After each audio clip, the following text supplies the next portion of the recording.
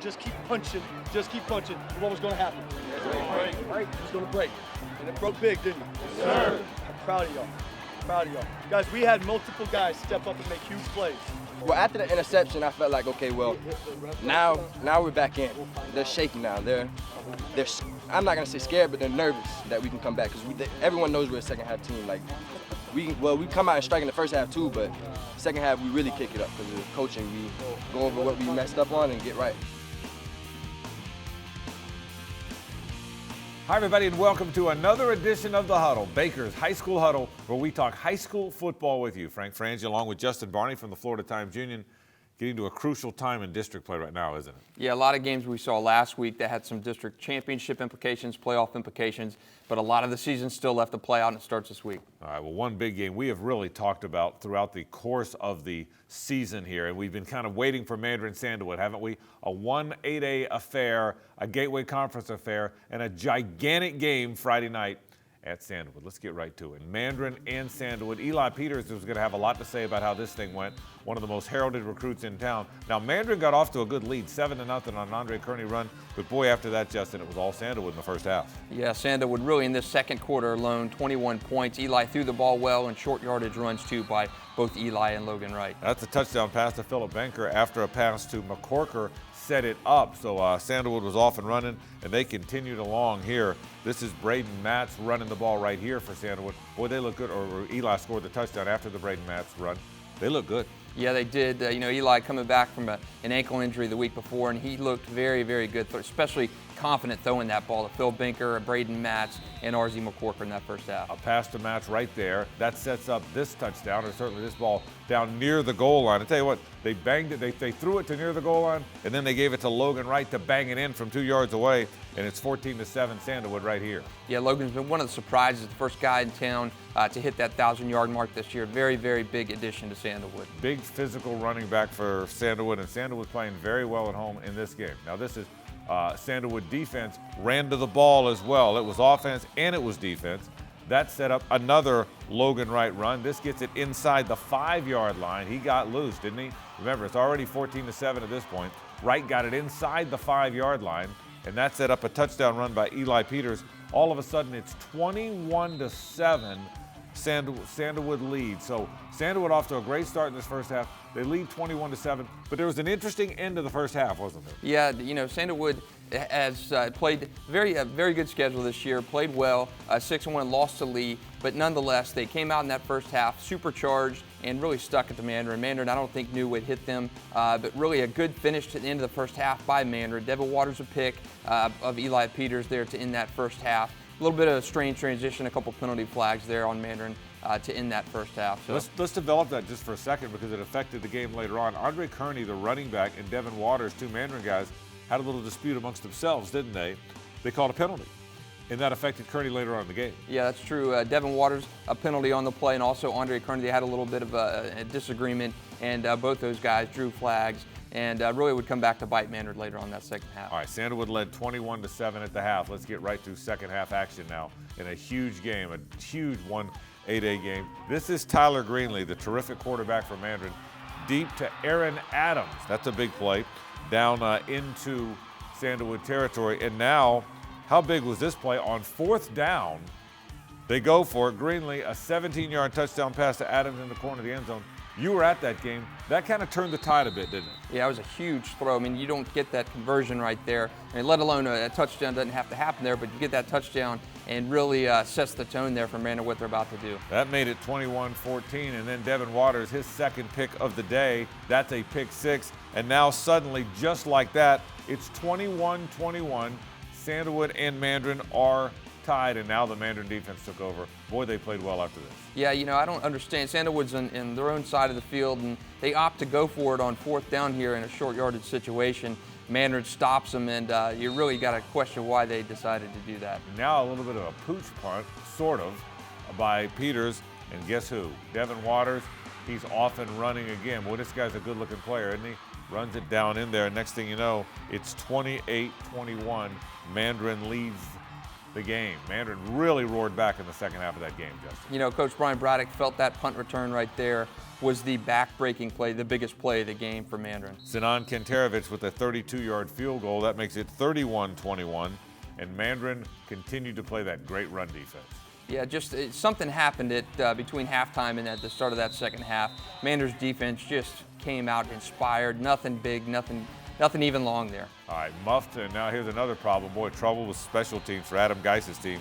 Mandarin takes over after this, playing very, very well, and that led to an Andre Kearney touchdown run, and suddenly the Mustangs really had it going here.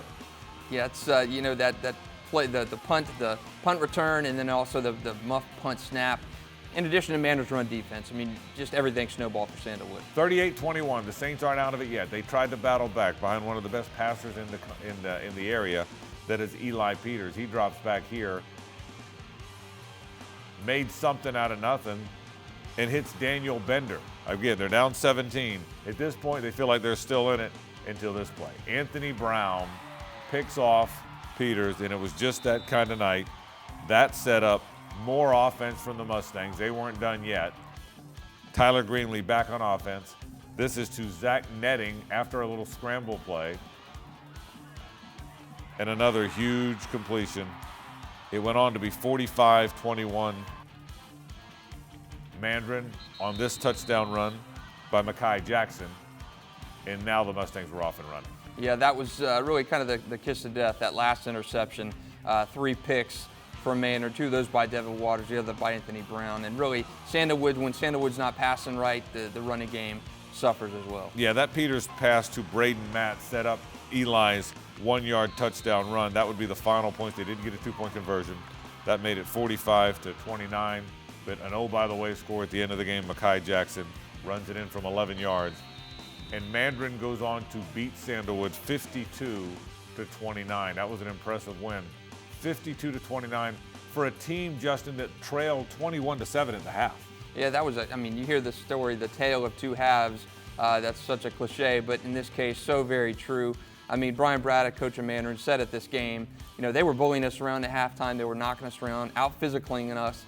And I had nothing to say at halftime. It was all on these kids. They came out and performed, came out and responded, and 31 points in that third quarter. All right, Logan Wright did have 145 yards rushing for Sandalwood, but in the second half it was all Mandarin. So what does this now mean for these two teams? Mandarin now leads the district 2-0.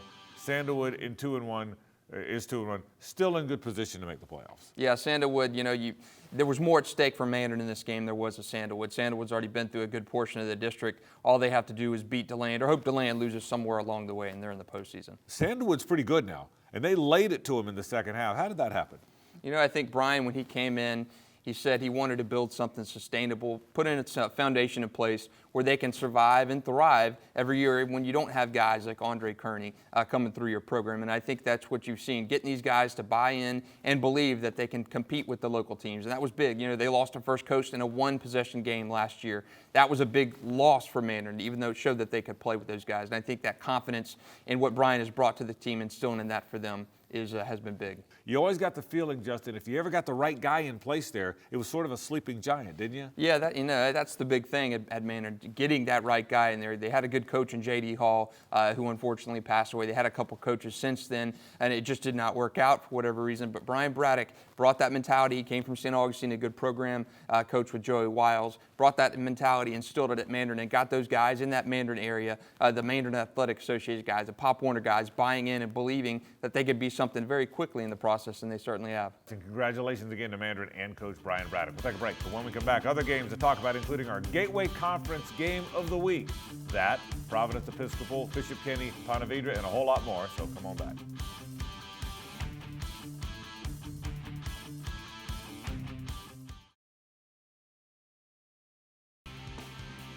Welcome back to the Huddle. Frank Frangie, Justin Barney talking high school football with you. It is Baker's High School Huddle brought to you by Baker Sporting Goods, your team sports superstore here in town. Time now for our Gateway Conference Game of the Week. I went out there. I went out to see Inglewood Wolfson. I'm an Inglewood graduate, hadn't been there in a long time.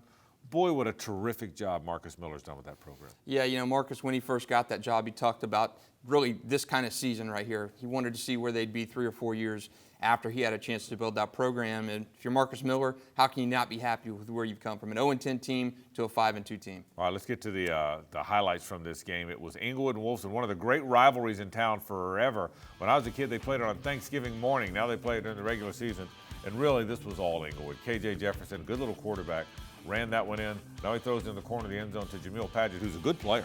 Yeah, Jamil, a guy on both sides of the ball, who's done things for Inglewood. 7 picks last year, moved him to offense this season to get his playmaking ability on that side. This is an athletic team and is very well coached. Out of a scoop and score for Inglewood, and really they had an easy time here with Wolfson. This is the Jefferson again, and it's to Padgett again. He scrambles, rolls out, and finds him in the back of the end zone. I'm going to tell you a story about that end zone. You can see the fans back there in a minute or two.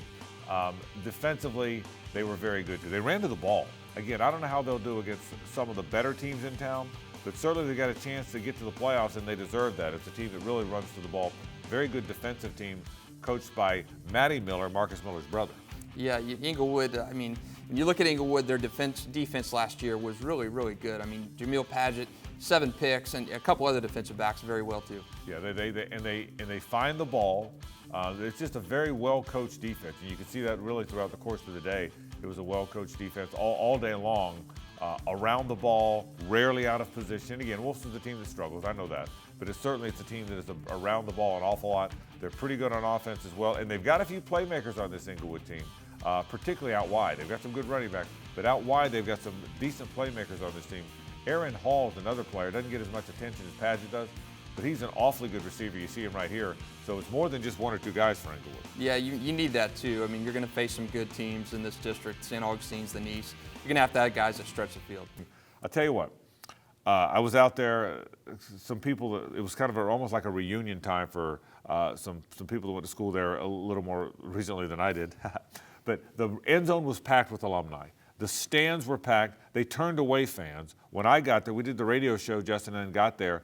The line wrapped around the school practically. They were turning away fans. It was packed in there. They had a very emotional homecoming celebration for a special needs young man who wound up being the homecoming king. It was as good a scene as I've seen on a Friday night in a long time.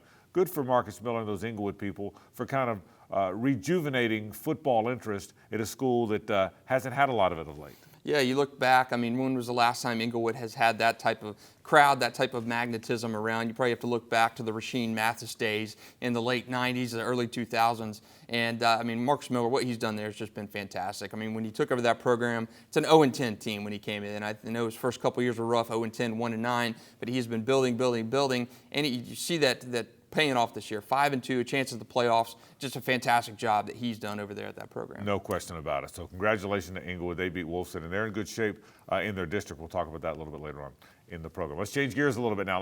Episcopal traveling to play Providence. If you remember, Tony Baselli, the longtime Jaguar offensive lineman prior to the Jaguars, his 2 sons played for Providence last year, and Tony was one of the assistant coaches. He moved on to Episcopal now, so a bit of a friendly rivalry. Those guys are all still friends, but a rivalry game at Providence nonetheless. Started out with Episcopal. This is A.J. Wooten with a run that gets it inside the 15-yard line for the Eagles, and that set up his touchdown run, and Episcopal got off to a good start. A.J. Wooten with a 13-yard scoring run. Yeah, A.J. Wooten, one part of a dynamic backfield over there at Episcopal with Scott Dallas, and those guys kind of like a thunder and lightning duo. But guess what? Providence has this guy, Jamari Wakefield, who was absolutely spectacular in this game. Long touchdown run. Get used to me saying that. That is a 44-yard touchdown run by Jamari Wakefield. That made it 7-7. Now Joe Brunel is picked off here. Tyler Vermillion with the interception, and that set up Providence as well. Yeah, it's Providence defense has been banged up all season. They've been in some shootouts, given up a lot of points, but they came to play against Episcopal. Here comes Jamari Wakefield. Did I say 44-yard touchdown run a minute ago? How about another 44-yard touchdown run? Remember that number, by the way. It's a good number, 44 yards. Now Brunel is picked off again. This time Jermaine Helm with the interception. Did I say 44-yard touchdown run, Justin? How about 44-yard touchdown run? A third 44-yard score for Jamari Wakefield. Yeah, it's coming into this game, Episcopal's challenge: stop Jamari Wakefield, make somebody else beat you, and they just could not do that. Episcopal tried to battle back in, and here's A.J. Wooten with a run that got it down to the 35-yard line of Providence. They're trying to battle back here. Now Brunel finds his favorite receiver, Adam Baselli. That gets it in scoring range, if you will. And then Brunel finishes it off with his 4-yard touchdown run. That made it 21-14. And Episcopal was trying to stay in it on the road against Providence. But who else? This time, how about a 50-yard touchdown run? Jamari Wakefield, and you got to watch the end of this run. This is something to behold. Up, in, out, up, touchdown. Nobody got close to him. An amazing run, a 50-yard touchdown run by Jamari Wakefield. Nathan Yee finished off the scoring with a 28-yard field goal. In a big District 2 3A affair, Providence wins it 31-14. Episcopal had 106 yards rushing, but they turned the ball over a bunch. Wakefield, 200 yards rushing. About 180 of those were on 4 carries. What an amazing game against some of his old teammates. Yeah, Jamari's done that. This is his 3rd meeting against Episcopal, and he's averaging over 200 yards a game, over 4 touchdowns a game against Episcopal in his career. So I know Episcopal glad to see him go. They know Trinity is really out in the front, and nobody's going to catch Trinity. So that was their playoff game last Friday.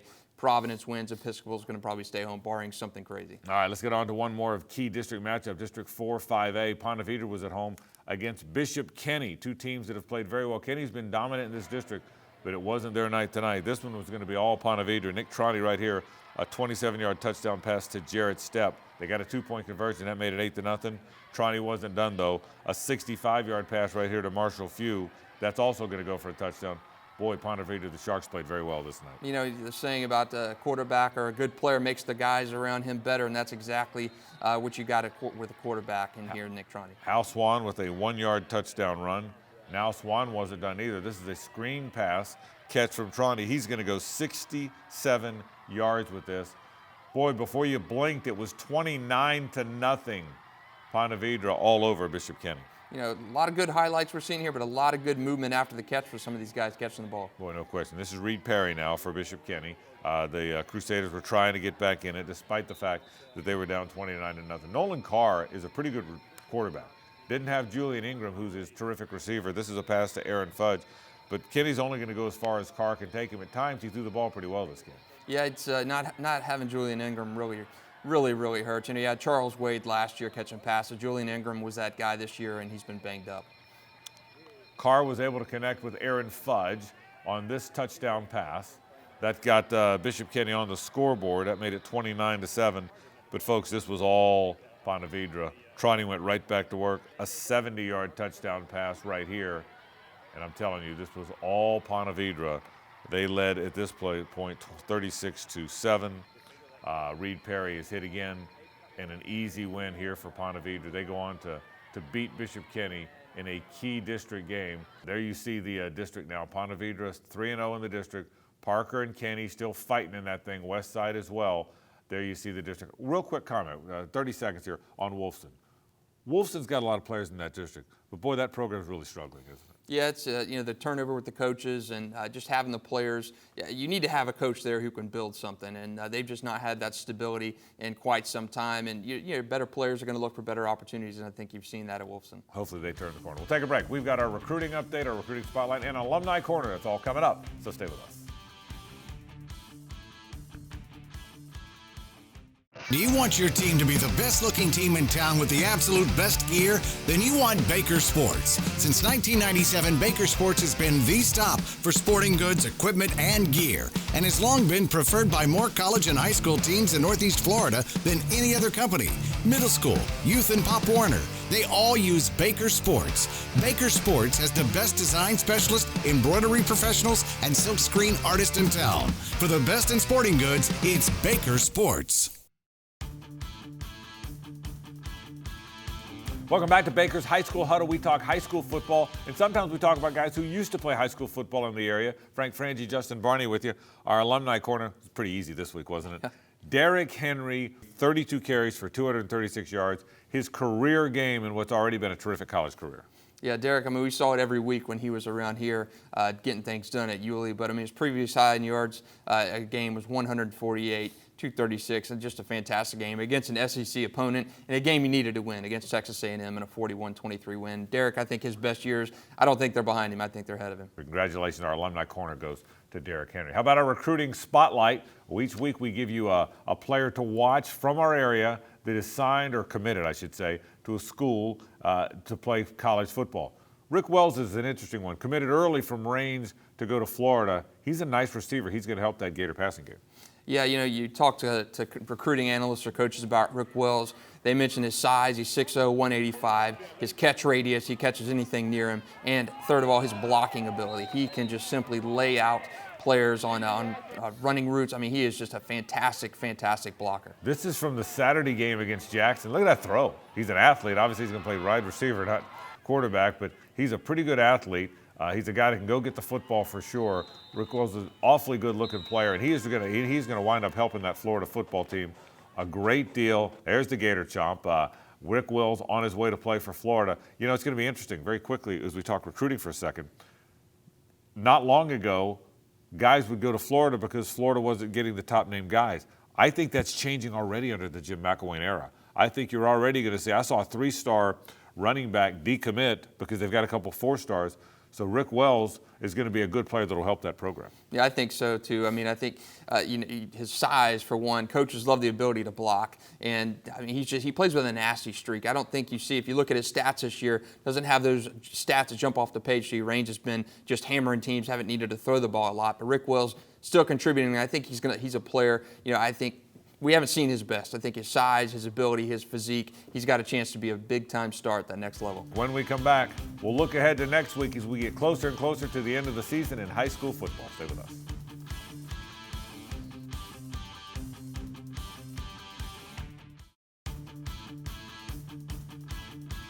Welcome back to the program. Almost out of time, but there's some big games coming up this week. A couple big games in 4-6A, aren't there? Yeah, Nice and St. Augustine, kind of a throwback to the days of old when these games meant something. I think a district champion will be, if not crowned here, a big step towards that in 4-6A. And White Inglewood trying to play for a spot in the playoffs as well in that same district. Columbia plays Fletcher in 3-7A. Big game there. The big game there. A lot of confusion as to who's going to get that spot behind Columbia in district play. Fletcher's trying to make a name for itself. And finally, Parker plays at Bishop Kenny. Another big game. That's 4-5A. Kenny's used to being in those playoffs, but that's a big game if they want to get there again, right? Yeah, really. I mean, you got to win that game. That's a must-win game for both teams. I think the runner-up spot comes out of that game on Friday night. All right, we are out of time, but wow, what a week it's been. Kind of fast and furious here on the Huddle. Glad you have been with us. Next week we'll prepare you for the playoffs. We'll be getting closer and closer, and by next week's show, we'll have a good idea of who's not only first but second in most of these districts. We're out of here for Justin Barney.